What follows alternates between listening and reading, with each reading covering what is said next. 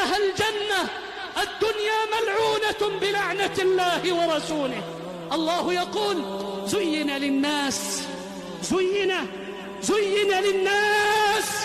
أخذتنا الدنيا، والله لا أبرئ نفسي، زين للناس حب الشهوات من النساء والبنين والقناطير المقنطرة من الذهب والفضة.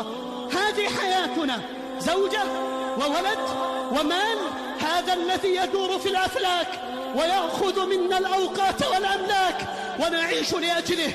زين للناس حب الشهوات من النساء والبنين والقناطير المقنطرة من الذهب والفضة والخيل المسومة، سيارات فارهة وركوبات جارهة وحياة مختلفة، والخيل المسومة والأنعام والحرث. ثم أراد الله أن ينبهني وإياك فقال: ذلك إشارة للبعيد، إشارة لبعده عن من؟ لبعده عن الله وعما يرضيه. قال: ذلك متاع الحياة الدنيا. متاع ماذا؟ الحياة الفانية والدنيئة الهالكة.